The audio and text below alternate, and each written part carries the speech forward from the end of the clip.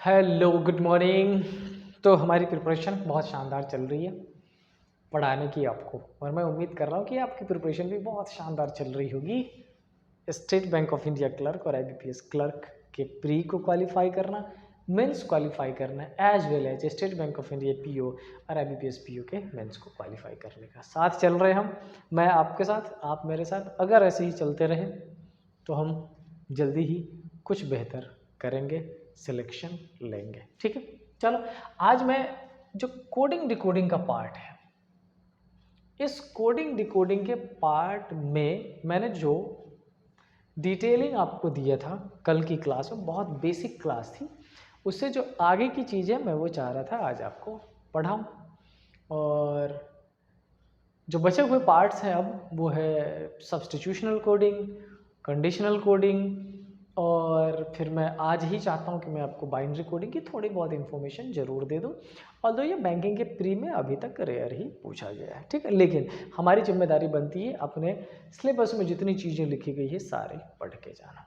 ठीक है, तो चलते हैं साथ में। मैं आपसे बस ये चाहता हूँ कि अगर आपको वीडियो पसंद आ रहा हो, चीज़ें ठीक लग रही हो, तो चैनल को शेयर करें दोस्तों के साथ, नोन के साथ, सब्सक्राइब करें, क्योंकि बहुत मेहनत से आपके लिए लेक्चर प्रिपेयर करता हूँ और ऑलमोस्ट एवरी डे वीक में 4 क्लासेस में बैंकिंग के लेके आता हूँ, 3 क्लासेस एसएससी के लेके आता हूँ, एज वेल जो सीसेट का मेरा ऑफलाइन क्लास चल रहा है उस क्लास की फुल रिकॉर्डिंग में एज इट इज़ डालता हूँ आपके लिए। तो चलिए देखते हैं क्या है। ये है बेटा सब्स्टिट्यूशनल कोडिंग। सब्स्टिट्यूशनल कोडिंग अब समझने की बात है, होता क्या है। सब्स्टिट्यूशनल कोडिंग इज समथिंग जहाँ पर एक सेंटेंस गिवन है, उसके नीचे कुछ कोड गिवन है और उस सेंटेंस में उस कोड को चेक आउट करना है। बेसिकली इसको दूसरे नाम से भी जाना जाता है और दूसरा नाम होता है कॉमन एलिमिनेटर। जैसे इस क्वेश्चन में दिखाता हूँ मैं डायरेक्टली सॉल्व करके, आप भी इसको बड़ी इजीली फाइंड कर पाओगे। क्या लिखा, what is the code for 3।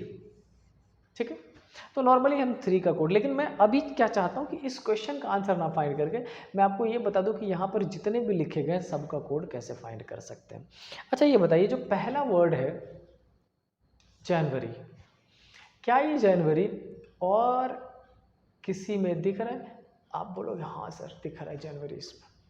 अच्छा, यानी कि फर्स्ट और थर्ड में दिख रहा है। तो मुझे ये बताए कि फर्स्ट में जो हैज़ 31 डेज है, क्या उसमें से कोई और थर्ड में दिख रहा है? आप बोलोगे सर नहीं दिख रहा है। इसका मतलब जो जनवरी का कोड है वो भी सिर्फ इसमें और इसमें से कोई एक जो कॉमन होगा। कौन सा है? Let's check it out.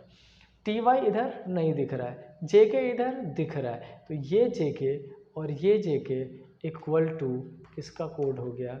जनवरी का। इतना सिंपल सा पार्ट है, ठीक है। और बताते हैं थोड़ा सा। अच्छा इसमें बेटा एक दूसरा वर्ड है हैज़। हैज़ चेक करिए तो हैज़ सेकंड में भी दिख रहा है। क्या हैज़ और कहीं भी दिख रहा है? इसमें नहीं दिख रहा है। क्या इसमें दिख रहा है हैज़?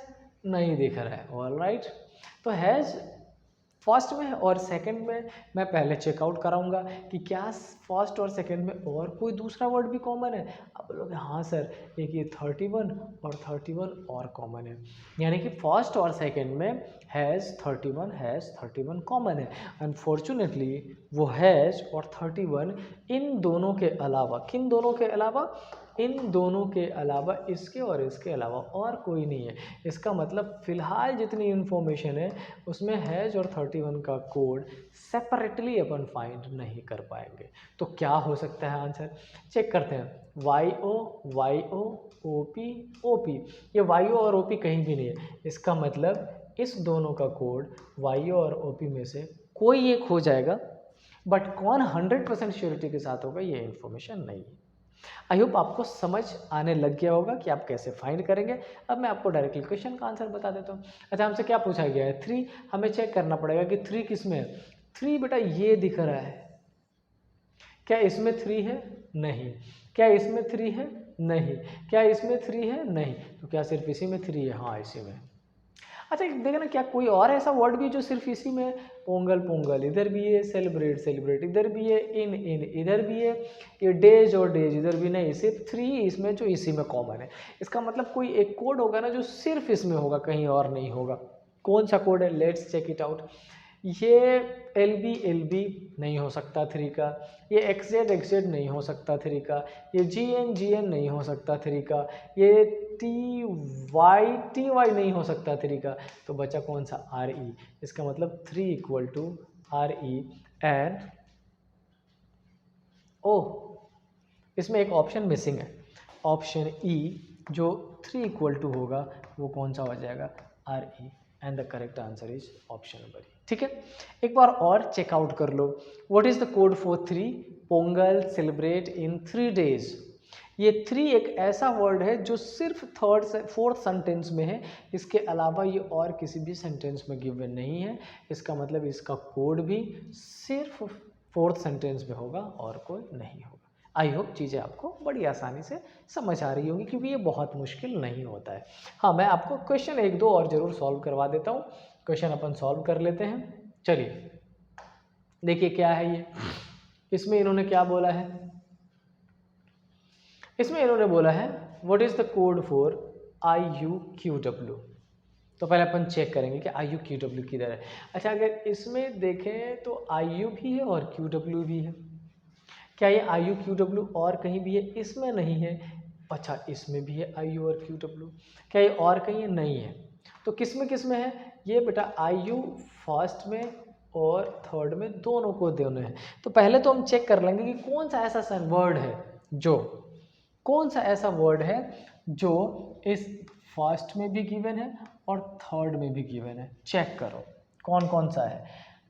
प्रोबेबली राइटिंग और राइटिंग, टू और टू, द बैंक नहीं है।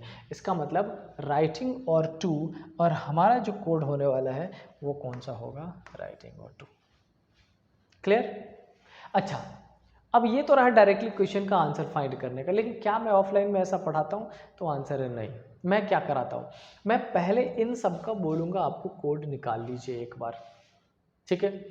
उसमें आसानी क्या हो जाती है कि बेटा जब कभी ये क्वेश्चन आपसे पूछा जाएगा, कम से कम 3 से 4 क्वेश्चन होंगे।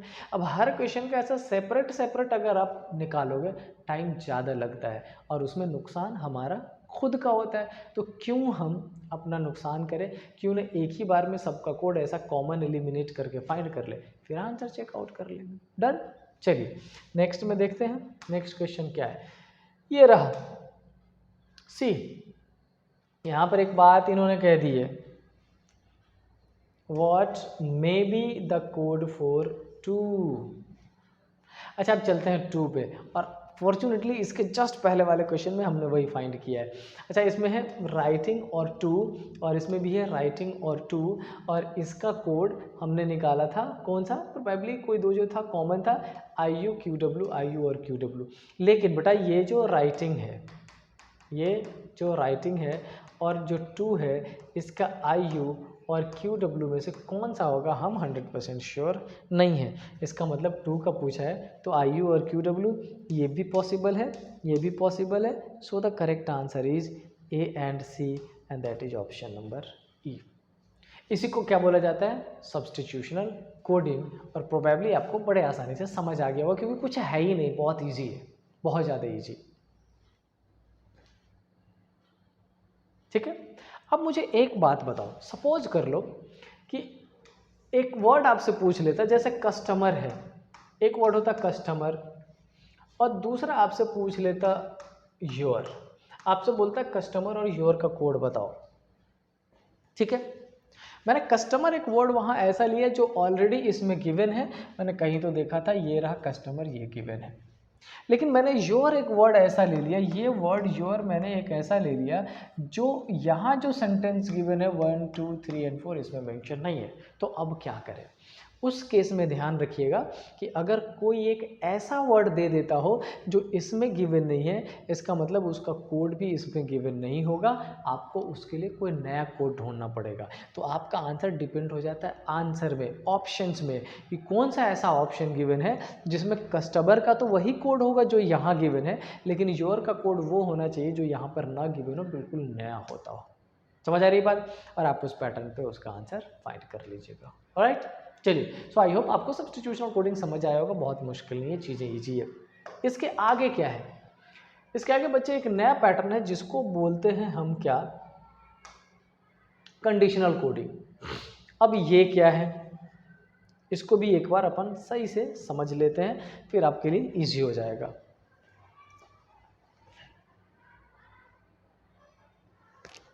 चलिए, तो देखिए कंडीशनल कोडिंग क्या है।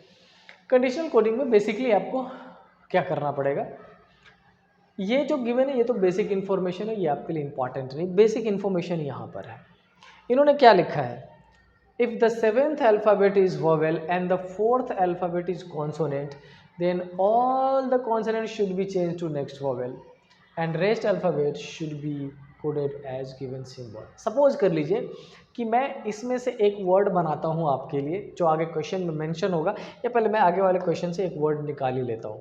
देखिए आगे क्वेश्चन में पूछा है what is the code for transfer, ठीक है, मैं आपको इसी पे समझा देता हूँ। हमसे बोला गया कि आप भाई एक काम करो, क्या करो, आप एक वर्ड का मतलब बताओ कि ये जो ट्रांसफ़र है TRANSFER,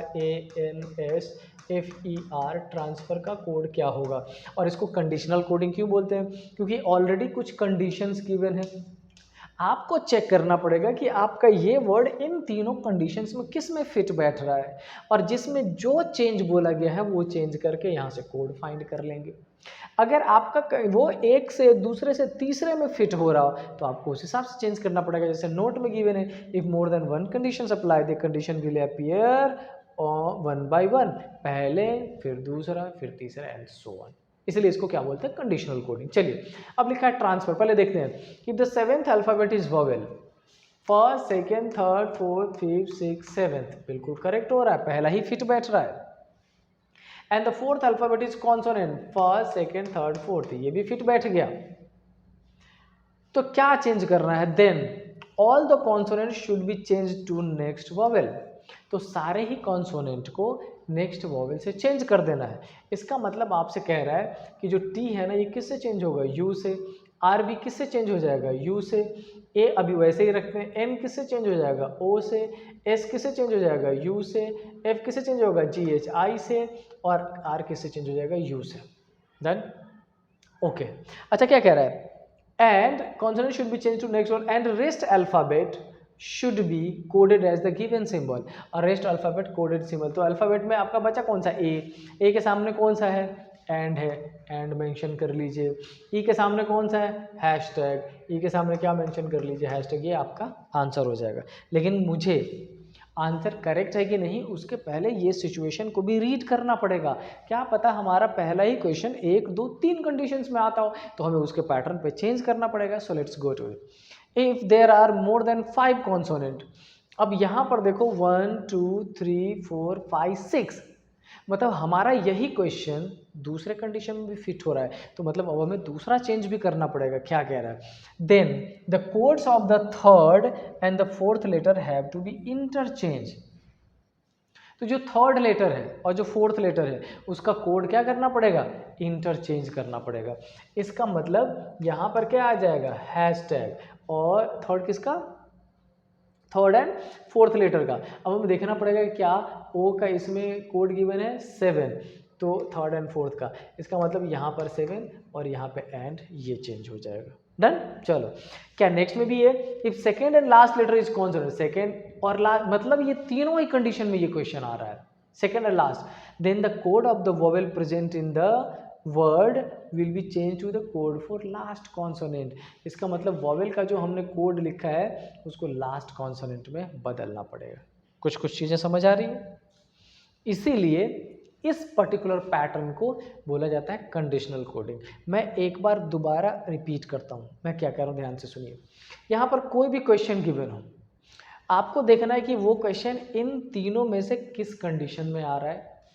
अगर किसी एक कंडीशन में आता हो तो उस कंडीशन में जो चेंज बोला गया है वो चेंज कर दीजिएगा, आपका आंसर आ जाएगा। लेकिन अगर एक ही क्वेश्चन 1 2 3 या उससे ज़्यादा कंडीशंस में आता हो, या जितने कंडीशंस गिवन है सब में फिट बैठ रहा हो, तो एक बार इस नोट को रीड कर लीजिएगा जो गिवन होता है ऑलमोस्ट क्वेश्चन में, और लिखा है if more than one condition apply, अगर एक से ज़्यादा कंडीशन अप्लाई करता हो then conditions will be apply 1 by 1।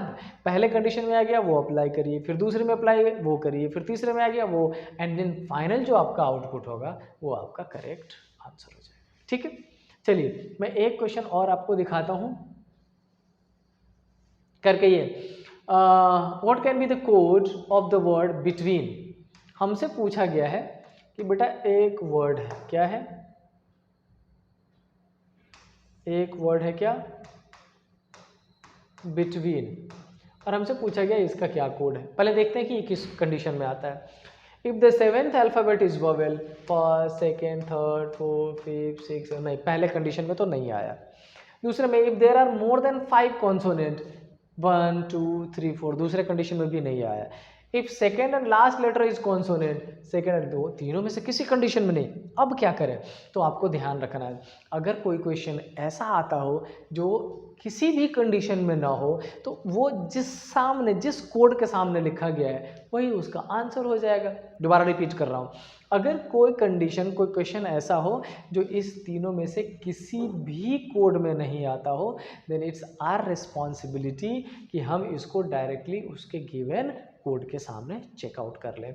So B का कोड क्या गिवन बेटा, कुछ गिवन होगा 3, ई का कोड क्या गिवन है हैशटैग, टी का कोड क्या गिवन है एक्सक्लेमेटरी, डब्ल्यू का कोड क्या गिवन है 5, ई का कोड क्या गिवन है हैशटैग, और एन का कोड क्या गिवन है इक्वल। ये बेटा हमारा आंसर हो जाएगा। समझ आया? अब देखो मैंने जानबूझ के जब ये स्लाइड्स बना रहा था तो मैंने क्वेश्चन ही ऐसे रखे ताकि आपको मैं एग्जैक्ट चीज़ तक पहुंचा पाऊँ। फिर से दोबारा रिपीट कर रहा हूँ, पूरा ध्यान से देखिएगा। अगर किसी भी क्वेश्चन को सॉल्व करना हो तो सबसे पहले चेक करेंगे इस तीनों में से किस कंडीशन में आ रहा है। अगर एक कंडीशन में आता हो तो जो आता हो वो चेंज कर दीजिएगा, कंडीशन में लिखा हुआ होगा उसको सॉल्व कर लिया। अगर एक से ज़्यादा कंडीशन में आता हो तो नोट रीड कर लीजिएगा, जो इन्फॉर्मेशन दी गई होगी उसको फॉलो कर लीजिएगा। ज़्यादातर में ऐसा मेंशन रहता है कि पहले फर्स्ट कंडीशन फॉलो, फिर सेकंड फॉलो, फिर थर्ड फॉलो। और अगर कुछ क्वेश्चन ऐसा हो जो किसी कंडीशन में आता ही ना हो, राइट, किसी भी कंडीशन में आता ही ना हो तो ध्यान रखिएगा उसमें कोई चेंज करने की रिक्वायरमेंट क्वेश्चन में डिमांड नहीं की गई है, तो वो जिसके सामने जो कोड मेंशन किया गया है उसको डायरेक्टली पुट कर दीजिएगा एज इट इज। ये आपका करेक्ट आंसर हो जाएगा। डन। और आई होप अब आपको ये कंडीशनल कोडिंग भी समझ आ गया होगा क्योंकि इसमें भी कुछ है ही नहीं। Substitutional coding and conditional coding is something जो प्रिटी क्लियर आपके सामने दिया जाता है, उसमें रीड कर लीजिए, जो चेंज बोला जाता है वो चेंज कर दीजिए, वही आपका आंसर है।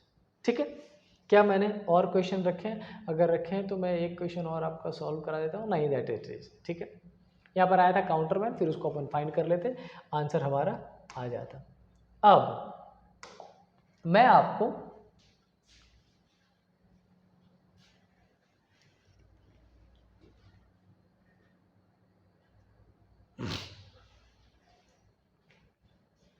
एक्स्ट्रा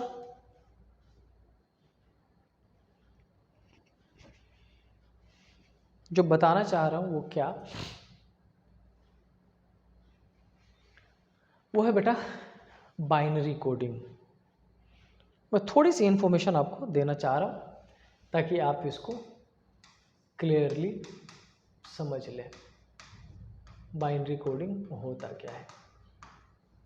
ठीक है, फाइंड करने के 2-3 पैटर्न हैं। एक स्पेसिफिक पैटर्न मैं आपको बता रहा हूँ और मैं चाहता हूँ कि आप उसको फॉलो करें। ठीक है, अच्छा, बाइनरी कोडिंग में 2 कॉन्सेप्ट मिलेंगे। एक आपका बोलेगा नंबर्स टू बाइनरी कोड, और एक दूसरा कॉन्सेप्ट मिलेगा जिसमें आपसे बोला जाएगा बाइनरी कोड टू नंबर। ठीक है, अगर आपने इसको समझ लिया तो ये आपके लिए बहुत ईजी हो जाएगा, बहुत ईजी। ठीक है, अच्छा मुझे ये बताओ, सबसे पहला क्वेश्चन आपसे ही, इस बाइनरी का अगर आपने कंप्यूटर पढ़ा होगा तो आपको पता होगा मतलब होता है 2, करेक्ट है। और 2 क्या होता है, वो इधर 1 और 0, क्या यही होता है? आपको वैसा हाँ, बिल्कुल यही होता है। मतलब सिंपल सी बात ये है कि कंप्यूटर हमसे कोई भी इन्फॉर्मेशन जब लेता है, तो वो हमारी लैंग्वेज में नहीं लेता है। वो किस लैंग्वेज में लेता है? वो 0 और 1 के फॉर्मेट में प्रोसेस करके उसको दिखाता ज़रूर है हमारी लैंग्वेज में, बट वो हमसे लेता किस में है? 0 और 1 के फॉर्मेट में। करेक्ट है? और इसी को आज हम पढ़ने वाले हैं। चलो, अब डायरेक्टली आते हैं क्वेश्चन पे। मैं आपको एक छोटा सा सेगमेंट बताता हूँ। सपोज कर लीजिए क्वेश्चन नंबर 1 में आपसे लिखा गया है कि बेटा 50 को बाइनरी कोड में बदल दीजिए, और क्वेश्चन नंबर 2 में लिखा गया है कि बेटा ये एक बाइनरी कोड है, इसको नंबर्स में बदल दीजिए। यही दो आपसे पूछा जाता है। मैं आपको एक सिंपल ट्रिक बताता हूँ।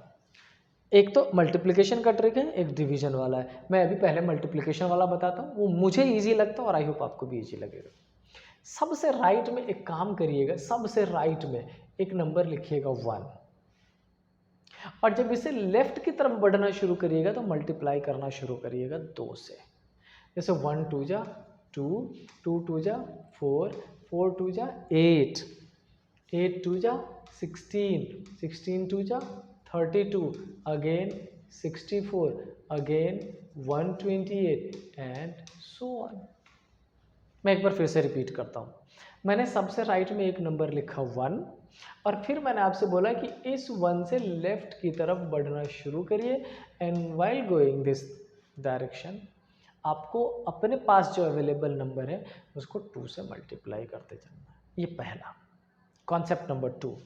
अच्छा, मैंने किस नंबर का बोला है आपसे? मैंने बोला है 50 को। बहुत ध्यान से सुनिएगा, 1 मिनट में ही लाइफ टाइम के लिए बाइनरी कोडिंग क्लियर हो जाएगा। क्या ये 50 इस सीरीज में दिख रहा है? आपका आंसर होगा नहीं। अगर दिखता तो क्या करते? उसी नंबर को उसी से माइनस करके 0 बना देते। मतलब हमें करना क्या है, जो भी नंबर गिवन है उसको सब्ट्रैक्ट करके 0 में कन्वर्ट। लेकिन इस अभी फिलहाल जो हमारे पास सीरीज है उसमें 50 अवेलेबल नहीं है, तो हम क्या करेंगे, 50 के इमीडिएट शॉर्टेस्ट नंबर को ढूंढेंगे, और इस पर्टिकुलर कन्फिग्रेशन में 50 का इमीडिएट शॉर्टेस्ट नंबर 32 है। तो हम क्या करेंगे, इस 50 में से 32 को माइनस कर दिया और रिमेनिंग क्या बच गया, 18। अब आपको क्या फाइंड करना है कि क्या ये 18 इटसेल्फ इस सीरीज में गिवन है। अगर गिवन होता तो डायरेक्टली उस 18 को 18 से माइनस करके 0 में कन्वर्ट कर लेते, लेकिन नहीं है। तो अब इस 18 से इमीडिएट शॉर्टेस्ट नंबर फाइंड कर लिया, और वो क्या मिला, 2। क्या अब हमें 2 दिख रहा है इस सीरीज में? आंसर है यस। तो हम क्या करेंगे, उसको माइनस करके 0। तो बेसिक मैंने क्या किया, जिस नंबर का कोड जनरेट करना है उसको कन्वर्ट कर लिया 0 में। लेकिन इसके लिए प्रोसेस मैंने क्या की कि मैंने जो सीरीज लिख रखा है उसमें या तो डायरेक्टली नंबर गिवन हो, या अगर ना गिवन हो तो उसे इमीडिएट शॉर्टेस्ट नंबर का हमने यूज़ कर लिया। अब क्या करें, इसे बाइनरी कोड कैसे जनरेट करें?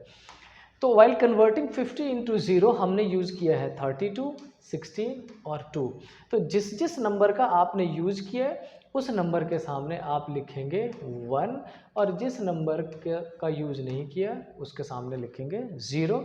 इसका मतलब ये जो 50 इक्वल टू हो जाएगा 110010 and this is your binary code. ठीक है, यस चित्राक्ष। तो ये था हमारा नंबर से बाइनरी कोड, और आई होप आपको बहुत सिंपल लगा होगा, समझ में भी आया होगा। चलो, ऐसा ही अगर मैं दूसरा रख दूं, दूसरा नंबर मैं आपसे बोल दूं कि बेटा आप मुझे 75 का बाइनरी कोड बताइए। एक इवन नंबर लिया था, एक ऑड ले लिया 75 का। अब क्या करें, फिर से सेम काम करेंगे।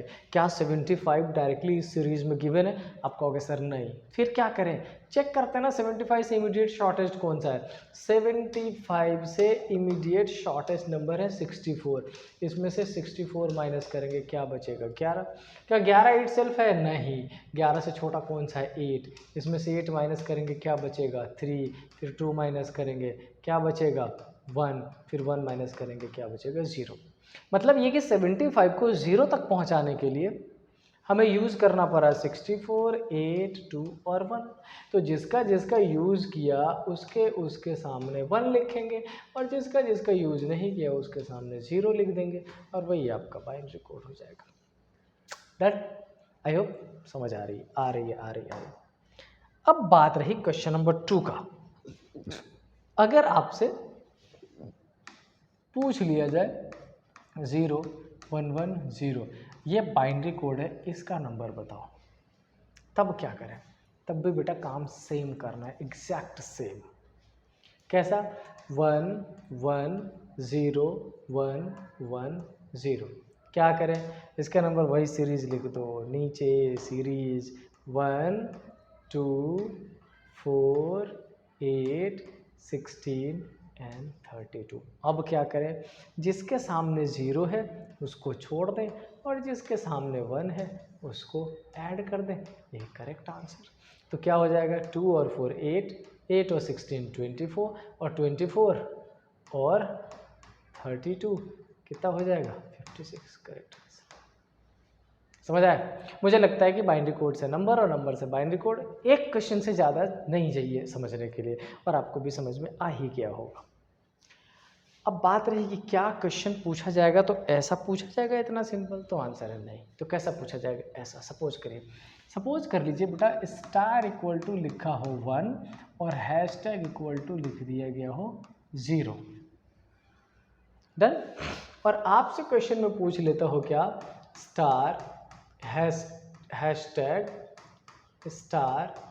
Star divided by star hashtag. अब आप कहोगे सर ये क्या कर दिया, ये तो अलग ही कर दिया आपने, ऐसा तो क्वेश्चन मैंने देखा ही नहीं। लेकिन बताइए बैंकिंग में कई बार पूछा गया question, so let's deal with it. अच्छा, यहाँ जो भी स्टार है, स्टार का क्या मतलब है? 1, और हैश का क्या मतलब है? 0। स्टार का क्या मतलब है? हैश का क्या मतलब है? 0। मतलब मैंने इस कोड को बाइनरी कोड में कन्वर्ट कर दिया। क्वेश्चन का बेसिक ये पैटर्न है। ऑल्दो आप क्वेश्चन में देखोगे तो वहाँ 2 का मतलब होगा, 4 का मतलब होगा, 3 का, बट वो इंपॉर्टेंट नहीं होता। इंपॉर्टेंट बस 1 और 0 होता है जिसका यूज करना है। तो हमने ये कर दिया। अच्छा, अब इसके सामने लिखोगे 1 2 4, इसका तो यूज ही नहीं करना, तो ये 4 और 2 क्या निकल के आ गया? 6। मतलब इसका मतलब हो गया 6। अच्छा, इसका मतलब क्या हो जाएगा? 1 2 4 8, इसका तो यूज ही नहीं होगा, तो 8 और 2 10, और 10 और 1 क्या हो जाएगा? 11। इसका मतलब क्या निकल के आएगा? 11। अब हमें क्या करना है? इस 11 को 6 से डिवाइड कर देना है, जो भी आ जाएगा वो आंसर। तो डिवीजन मल्टीप्लिकेशन कैलकुलेशन आपको नहीं देखना, आपको समझना है बस ये। ठीक है, एक और क्वेश्चन करके दिखाइए, और ये रहा last question of the day. ऐसा मान लेते हैं कि कॉपीराइट इक्वल टू 0 और डॉलर इक्वल टू 1, और ऐसा लिख दिया गया हो dollar dollar dollar copyright dollar का square minus dollar dollar copyright का क्यूब। क्या करें? कुछ नहीं करें, कैलकुलेशन है बस। क्या करना पड़ेगा? डॉलर इक्वल टू 1 है, 0 है, 1 है, सॉरी 1 है, फिर 1 है, 1 है, कॉपीराइट इक्वल टू 0 था, यहाँ पर क्या लिखेंगे? 0 1 1।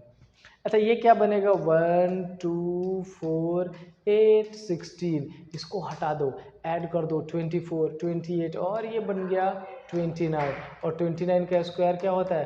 प्रोबेबली 729।